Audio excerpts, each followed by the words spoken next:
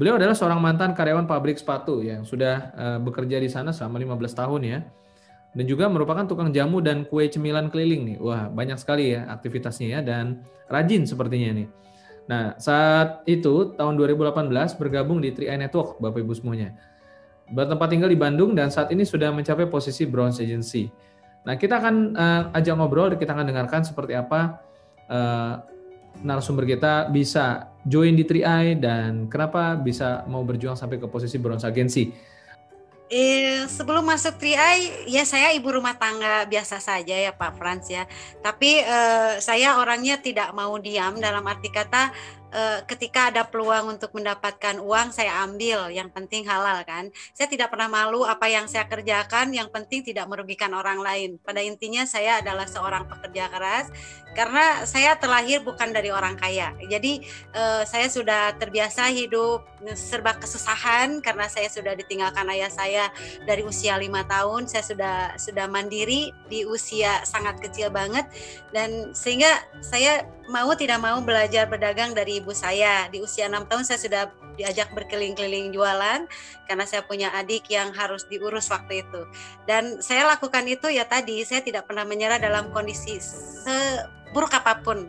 Yang penting ada kemauan, saya lakukan itu Pak Frans. Sih saya memang tukang jualan ya kan, saya suka orangnya saya sama siapapun ya, kalau saya berpikir teman itu adalah rezeki buat saya. Jadi saya siapapun saya tanya, walaupun baru kenal, saya orangnya cepat akrab gitu ya. Kebetulan waktu itu teman saya bohongin saya Pak Frans.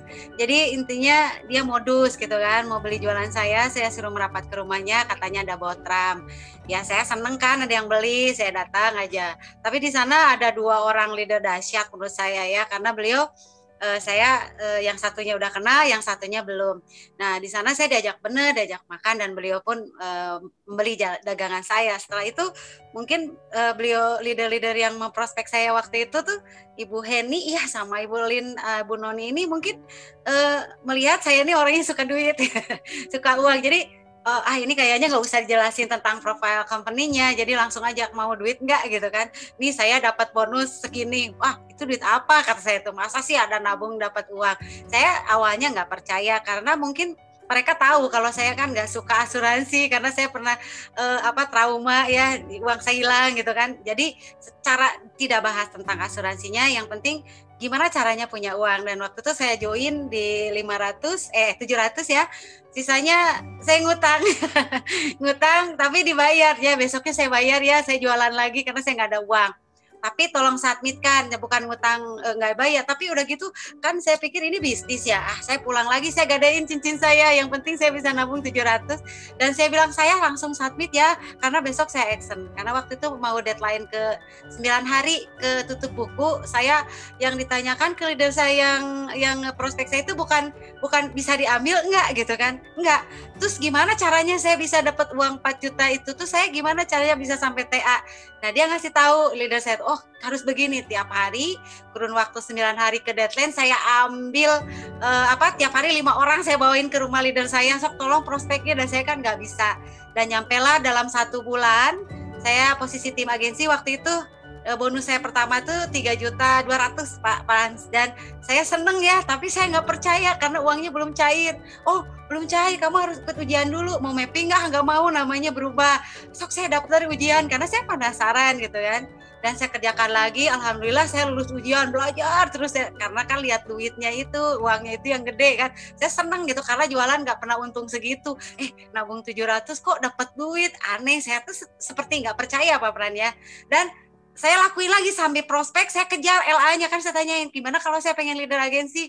Oh ya kerjain lagi. Dan alhamdulillah saya bisa nyampe di 2 bulan itu leader agensi. Tambah lagi bonusnya gede, tambah redang lagi. Saya penasaran lagi dan kejar itu Pak Pran, seperti itu. Saya di-resign itu di 2005. Saya bekerja dari sebelum nikah ya, saya bekerja karena saya punya orang tua yang sekarang masih hidup, alhamdulillah usianya udah 86 tahun, dan saya tidak mengizinkan beliau untuk bekerja. Ya saya minta doanya kepada ibu saya bisa sukses dalam apapun ya Pak ya.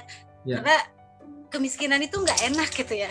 Ketika saya ditinggalkan bapak saya di usia 5 tahun, saya nggak mau sering dicemoohkan orang. Kalau kadang-kadang dulu saya teringat sekali saya pakai sepatu juga udah sobek gitu ya. Saya nggak mau adik-adik saya ataupun keluarga saya seperti itu.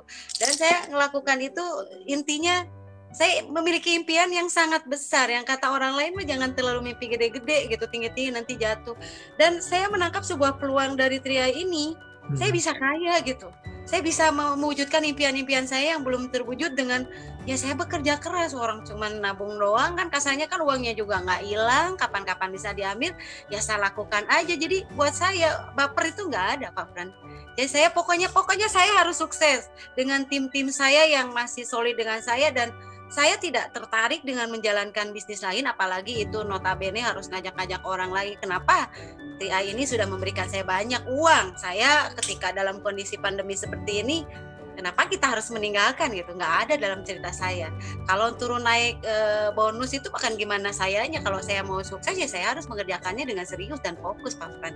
Jadi buat saya kalau ada yang menawarkan apapun kepada saya lebih memikirkan tim saya daripada diri saya, karena saya malu dengan omongan saya, karena awal join saya dihina orang, ditertawain orang, ya mana ada nabung dapat uang. Tapi saya ingin buktikan, coba kalau misalnya saya tidak sukses kan tambah mempertawakan saya, ya saya nggak mau, saya mundur dari sini apapun yang terjadi, karena TI sudah memberikan investasi 7 polis buat anak-anak saya dan saya tidak usah mengeluarkan dari kantong sendiri.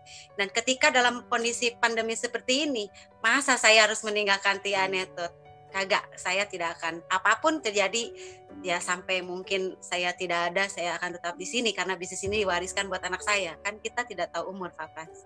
Baik, Pak Frans ya, saya hanya menggambarkan sebuah, saya bukan orang hebat ya, karena semua perjuangan saya itu yang menentukan adalah yang di atas. Tapi kalau kita mencoba untuk terus berproses, menghadapi segala prosesnya, ketika anggaplah kita lagi dapat ujian dalam segala masalah, musibah, mungkin kalau ada yang berumah tangga, ujian di rumah tangga pun banyak sekali, ujian di luar pun banyak sekali, ujian dari keluarga pun banyak sekali. Ya kenapa kalau sekarang kita dapat ujian dengan pandemi kayak gini kita mundur? Ingat waktu kita lagi aman-aman dapat bonus tiap bulan, kan Tria tidak ingkar janji, tiap bulan juga dapat bonus dalam masa pandemi seperti ini. Terus apa yang membuat saya harus mundur? Enggak seperti itu. Jadi buat teman-teman yang belum sukses ya, jangan menyerah dalam kondisi keadaan seperti ini, karena Anda bukan pecundang tapi pemenang. Toh kalau misalnya saya keluar dari sini, saya udah ikut seminar apa leader macam apa saya ya. Jadi buat teman-teman yang belum sukses, lakukan saja dan tetap berada di koridor yang benar ya. Tria ini udah sistemnya luar biasa. Masa pandemi orang lain, perusahaan lain sudah gulung tikar, TI Network masih tetap berdiri kokoh, karena ya kita harus membangun, ini kan tempat bekerja kita, tempat usaha kita. Ya kita jangan membelokkan fokus ke hal-hal yang lain, gedein aja TI Network. Suatu hari TI Network akan menjadi fenomenal di seluruh dunia atau seluruh Indonesia akan ikut TI Network. Saya yakin seperti itu.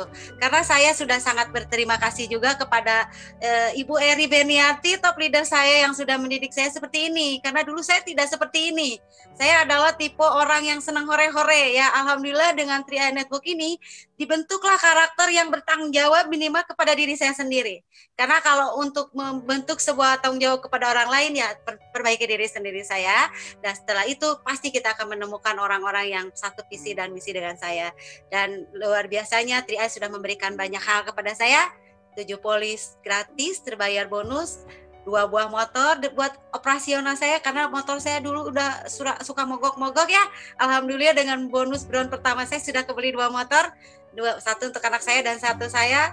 Handphonenya juga alhamdulillah, karena handphone saya tidak bisa submit waktu itu, selalu muter-muter aja. Dengan bonus 3i saya bisa beli handphone yang lumayan bisa submit. Saya sangat bahagia sekali dan sangat berterima kasih sekali. Dan luar biasanya dari sisa-sisa bonus itu saya simpan. Saya bisa membeli rumah cash murah sih ya, tapi ya itulah pencapaian dari TI. Saya sangat berterima kasih kepada tim-tim saya yang masih satu visi dan satu misi untuk bisa sukses di sini. Jangan menyerah satu penolakan karena bisnis ini luar biasa. Tetap berada di TI LC ya, ini salah satu peluang bagaimana Anda bisa mengundang calon mitra sebanyak-banyaknya di sini. Dan saya yakin TI Network tidak akan pernah bangkrut, kita akan pernah apapun, yang penting kita tetap berada di koridor yang benar.